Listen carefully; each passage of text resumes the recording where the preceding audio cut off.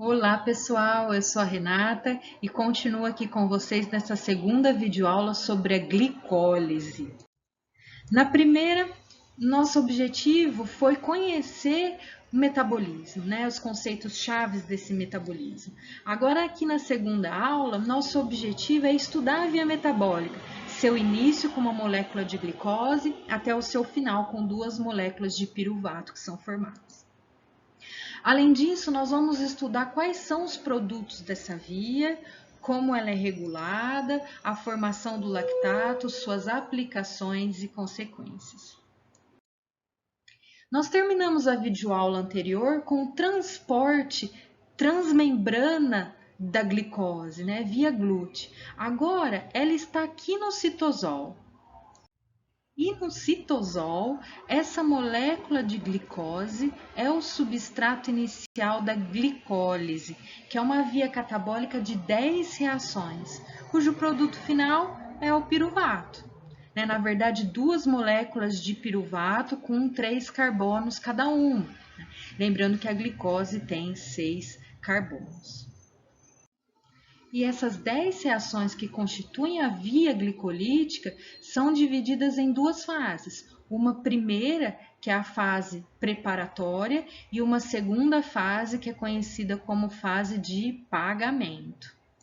Na fase preparatória, são necessárias, ou seja, gastam-se duas moléculas de ATP. Mas aí vocês podem se perguntar, mas glicólise gasta ATP? Não seria para formar? Na verdade, a intenção do gasto nessa fase seria investir para depois recuperar na fase de pagamento, que paga os ATPs que foram gastos, além de produzir ATP a mais para fornecer a energia necessária para a atividade celular. Então, a fase preparatória vai preparar a glicose para a quebra e gasta energia para isso. Na primeira reação já tem gasto de ATP, é a reação de fosforilação da glicose, formando glicose 6-fosfato, com ATP como doador do grupo fosforil. Essa reação irreversível é catalisada pela exoquinase. Quinases ou sinases são enzimas que catalisam a transferência do grupo fosforil do ATP a uma outra molécula, aqui a glicose. E com essa fosforilação, a glicose é ativada para as reações subsequentes. Na verdade, uma vez fosforilada, a glicose não consegue mais sair da célula via glúten. Lembra que o glúten tem capacidade de realizar o fluxo bidirecional de glicose através da membrana, de fora para dentro, de dentro para fora? Então, o objetivo dessa primeira reação é aprisionar a glicose no interior da célula para que ela possa ser quebrada depois. E como eu falei, a enzima que catalisa essa fosforilação é a exoquinase. O genoma humano codifica 4 exoquinases diferentes. Todas elas catalisam a mesma reação, são chamadas de isoenzimas. Uma das isoenzimas presente em hepatócitos, a exoquinase 4, é também chamada de glicoquinase. E ela difere das outras formas de exoquinase com relação à sua cinética e às suas propriedades regulatórias também. Primeiramente, o Km da glicoquinase é muito alto, o que significa que quando a glicose sanguínea estiver acima de 5, a atividade da enzima aumenta, enquanto que na exoquinase já está atingindo próximo à sua velocidade máxima e ela não pode responder então a esse aumento de concentração de glicose. Além disso, a glicoquinase, diferentemente das outras, não sofre inibição pelo produto. E com essas condições, os hepatócitos usam então excesso de glicose do sangue para sintetizar glicogênio até o limite de 10% do peso total do fígado. Então, a primeira reação fosforilou a glicose formando glicose 6-fosfato e a segunda reação é uma isomerização catalisada por uma isomerase, formando frutose 6-fosfato, deixando a molécula mais simétrica para uma futura quebra e também deixando o carbono 1 livre para a próxima fosforilação, que vai acontecer na terceira reação, catalisada pela fosfofrutaquinase 1, também com gasto de ATP, que é o doador do grupo fosforil. Esse segundo fosfato adicionado desestabiliza a molécula por causa dessas duas cargas negativas que ficam próximas. E a energia liberada pela interação desses dois fosfatos vai facilitar a clivagem pela enzima da próxima reação. Além disso, a molécula ficou ainda mais simétrica para a quebra que vai acontecer na sequência. A quarta reação é a clivagem. A frutose 1,6-bifosfato é clivada para a formação de duas trioses fosfato diferentes, a dihidroxetona fosfato, uma cetose, e gliceraldeído 3-fosfato, uma aldose. A quinta reação é chamada de fase intermediária, porque aqui vai ocorrer interconversão das trioses fosfato. Apenas uma das duas trioses, o gliceraldeído 3-fosfato, pode ser diretamente degradado nas etapas subsequentes da glicólise. Então, o outro produto, a dihidroxetona fosfato, é reversivelmente convertido a gliceraldeído 3-fosfato pela quinta enzima, uma isomerase também, e então assim o produto final das duas reações é gliceraldeído 3-fosfato, duas moléculas de gliceraldeído 3-fosfato, para que todos os 6 carbonos da glicose sejam aproveitados para a produção de energia. A partir da quinta reação começa a fase de pagamento. E a partir de agora, todas as reações ocorrem duas vezes, tendo em vista que temos duas moléculas de gliceraldeído 3-fosfato provenientes da fase anterior. A sexta reação é a oxidação do gliceraldeído 3-fosfato a 1,3-bifosfoglicerato, uma reação catalisada por uma desidrogenase. E essa é uma reação de oxidação, que envolve transferência de elétrons ao NAD, que se converte a NADH mais H+, que vai transportar esses elétrons à cadeia respiratória na mitocôndria, que é o local onde são produzidos a maior parte das moléculas de ATP. A sétima reação envolve transferência do grupo fosforil de alta energia do 1,3-bifosfoglicerato ao ADP, formando ATP e 3-fosfoglicerato.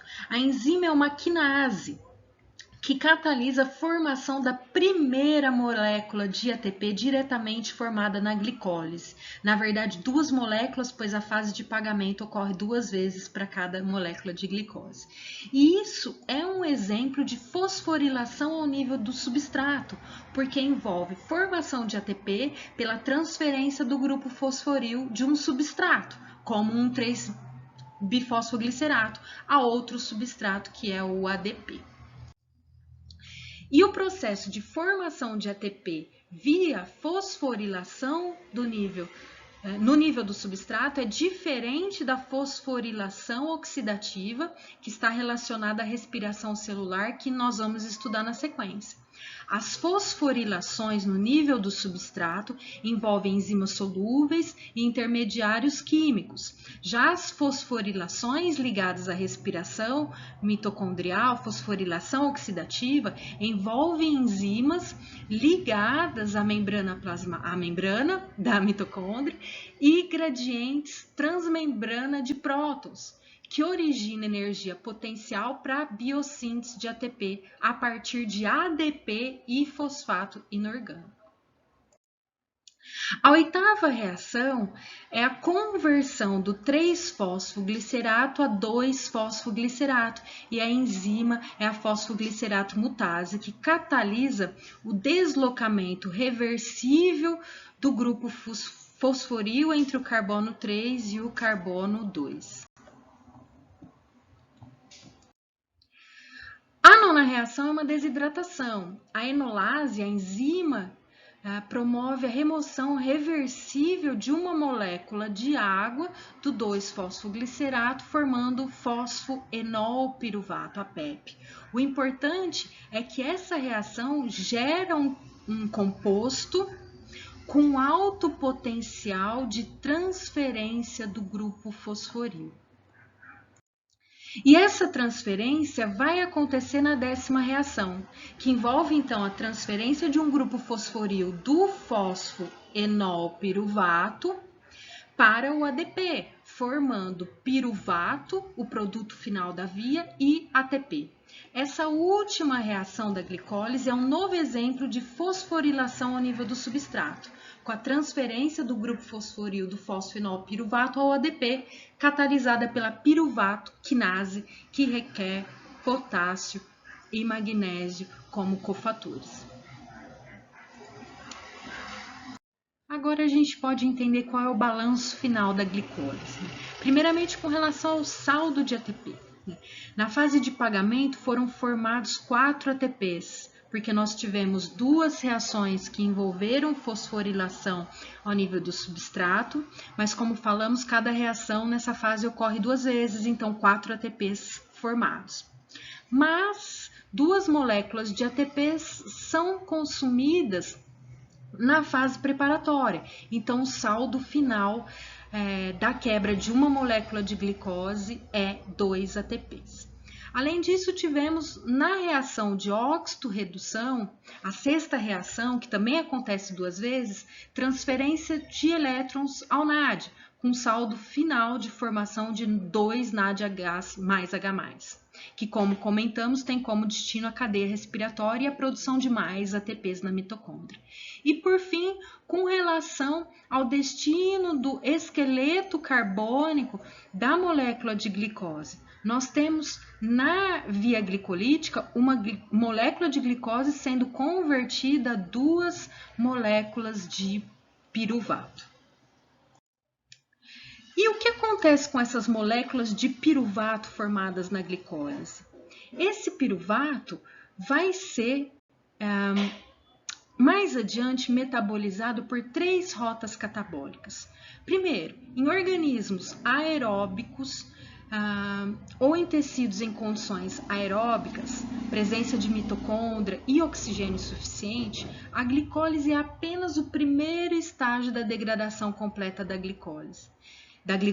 Nesse caso, o piruvato será completamente oxidado a CO2 no ciclo de Krebs, que a gente vai estudar na próxima videoaula. O segundo destino do piruvato é sua redução a lactato, por meio da fermentação lática. E a terceira rota leva à produção de etanol em alguns tecidos vegetais, certos invertebrados, micro-organismos, como a levedura, para a fabricação de cerveja, inclusive. Com a conversão do piruvato em etanol CO2, em hipóxia ou em condições anaeróbicas, um processo chamado de fermentação etanólica ou alcoólica. A oxidação do piruvato é um processo catabólico importante, mas ele também tem destinos anabólicos. Ele pode, por exemplo, prover o esqueleto carbônico para síntese de aminoácido, a alanina, ou para síntese de ácidos graxos. Isso a gente vai estudar no futuro, essas reações anabólicas. Aqui, resumindo novamente, com relação ao esqueleto de carbono, a quebra de uma molécula de glicose tem como produtos finais 2 moléculas de piruvato. Esse piruvato em condições aeróbicas vai ser descarboxilado a acetil-CoA com destino ao ciclo de Krebs, onde será completamente oxidado. Já em condições anaeróbicas, o destino é a fermentação lática ou alcoólica. Na fermentação lática, também muito conhecida como glicólise anaeróbica, ocorre redução do piruvato pela lactato desidrogenase, formando lactato em pH 7. Quando as células animais não possuem mitocôndria, como as hemácias, ou não podem ser supridos com oxigênio suficiente, como no músculo no início da atividade física, ao invés da oxidação aeróbica do piruvato e do NADH produzidos na glicólise, vai ocorrer fermentação lática com um objetivo interessante, que é regenerar o NAD a partir do NADH pela redução então, do piruvato a lactato. Aqui uma figura mostrando a regeneração do NAD, né, a formação de NAD na fermentação lática, para que esse NAD possa ser usado novamente na via glicolítica, para que ele possa receber os elétrons formados na reação de oxidação, né? E assim a via glicolítica pode continuar acontecendo e a célula, por exemplo, a célula muscular num exercício vigoroso pode obter os ATPs necessários a partir dessa via, então a glicólise anaeróbica. Mas estou falando de atividade física, será que esse conhecimento só é importante para os profissionais do movimento? Olha aqui no cérebro, né? Um capilar, um astrócito e uma sinapse. Neurônios secretando glutamato, né? Que nós estudamos um aminoácido que é um neurotransmissor excitatório no sistema nervoso central. O excesso de glutamato liberado aqui na fenda sináptica, ele é recapturado pelos astrócitos e vai ser convertido a glutamina. A glutamina, por sua vez, vai ser transferida para os neurônios novamente e vai servir como uma molécula precursora de um novo glutamato. Aqui nos astrócitos, essa conversão do glutamato à glutamina requer ATP, né, que vem da via glicolítica, da quebra de uma molécula de glicose, formação de piruvato, que se reduz a lactato na fermentação lática. A atividade da bomba de sódio e potássio, né, necessária que para a regulação do desequilíbrio iônico gerado pela entrada do glutamato junto com o sódio, também requer ATP, que vem da via glicolítica, que leva à produção do piruvato e de lactato na fermentação lática. E olha aqui que interessante, esse lactato formado nos astrócitos é transferido aos neurônios, porque ele pode ser reconvertido a piruvato, né, a lactato desidrogenase, que ela catalisa nos dois sentidos. Né? Aí o destino do piruvato é o ciclo de Krebs, né, produção de energia aqui nos neurônios, graças ao tráfego de lactato que chegou aqui dos astrócitos. Intermediários do ciclo de Krebs também podem ser desviados para a síntese de aminoácidos neurotransmissores como o glutamato, o aspartato e o GABA. Agora vocês imaginam que todo esse processo tem que ser regulado, né? A regulação da glicólise ocorre nessas três enzimas que catalisam as reações irreversíveis da via. A exoquinase, a primeira enzima da via, é inibida pelo produto, a glicose 6-fosfato, diferentemente da glicoquinase, como eu expliquei antes, a glicoquinase do fígado. A fosfofrutaquinase 1, a enzima da terceira reação, é regulada por alosteria, sendo o ATP um regulador alostérico negativo, ele inibe a enzima, porque quando a concentração celular de ATP estiver alta, eu não preciso de mais ATP, e ele vai sinalizar que já está sendo produzido mais rapidamente do que está sendo consumido. Então, faz sentido que a enzima seja inibida. A ADP e a AMP fazem o contrário, atuam alostericamente para ativar a enzima. O citrato é um intermediário-chave na oxidação aeróbica do piruvato, dos ácidos graxos e dos aminoácidos também. Esse citrato ele serve então como um sinal intracelular de que a célula está satisfazendo suas necessidades de energia metabólica pela oxidação de ácidos graxos e proteínas. É o produto da primeira reação do ciclo de Krebs, sinaliza que o ciclo está rodando e que ATP será produzido, não precisa de mais. Então, é um sinalizador de alto nível energético na célula e um regulador alostérico negativo, inibindo, né, a PFK1. Por fim, a última enzima da via, a piruvato quinase, também é regulada. A enzima ela é inibida alostericamente por ATP, acetil-CoA e ácidos graxos de cadeia longa, que são sinais de um suprimento abundante de energia.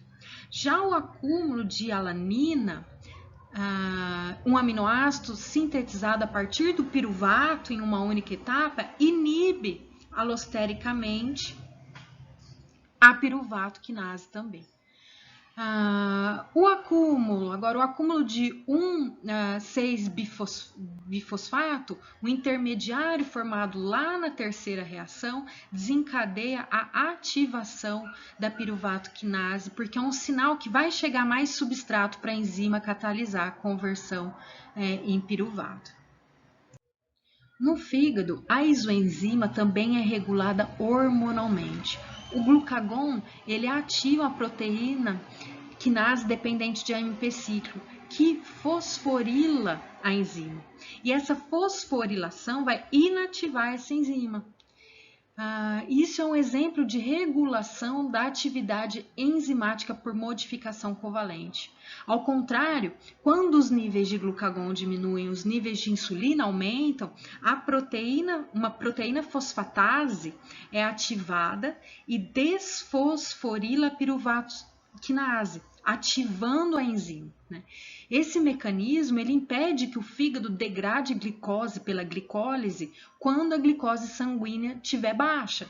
Ao invés disso, o fígado exporta a glicose. A isoenzima do músculo não é afetada por esse mecanismo de fosforilação, por modificação covalente. Então, a piruvato quinase pode ser fosforilada e, com isso, inativada. É uma proteína quinase que catalisa essa modificação covalente, essa fosforilação. E essa proteína quinase é regulada hormonalmente, ou seja, ela é ativada por uma cascata de reações que acontece quando o glucagon se liga a seu receptor na membrana plasmática. A piruvato quinase inativa, ela também pode ser desfosforilada pela ação de uma fosfatase, que ativa a enzima. Interessante é que a sinalização do glucagon, ao mesmo tempo, ativa a proteína quinase e inativa a fosfatase, o que favorece a forma inativa da piruvato quinase e a lentificação da via glicolítica. Glucagon não é o hormônio do jejum, ele sinaliza que o substrato inicial da via, a glicose, não existe em abundância. A insulina faz o contrário. Quando ela se liga ao seu receptor na membrana plasmática, uma cascata de reações vai ativar a fosfatase e inibir a quinase, o que faz com que ocorra predomínio da forma ativa da piruvato quinase e ativação da via glicolítica. A insulina não sinaliza que tem glicose no sangue? Pois é, tem abundância de substrato para ser quebrado na via. Esse é um exemplo de regulação hormonal, de regulação da atividade enzimática por modificação covalente. Então, terminamos aqui com o roteiro de todo o nosso estudo sobre a glicólise. Desde a primeira videoaula, nós estudamos o metabolismo, suas moléculas-chave, ATP, transportadores de elétron, os transportadores de glicose, os GLUTs, a via glicolítica em si, suas reações, seus produtos, a fosforilação ao nível do substrato, que acontece na via glicolítica e sua diferença com a fosforilação oxidativa mitocondrial, a fermentação lática com o objetivo da regeneração do NAD, e a regulação da via glicolítica, a regulação pelo produto, por alosteria e por modificação covalente. Obrigada pela atenção, boa continuidade nos estudos com as próximas aulas sobre as vias de produção de energia na mitocôndria. Um abraço, pessoal!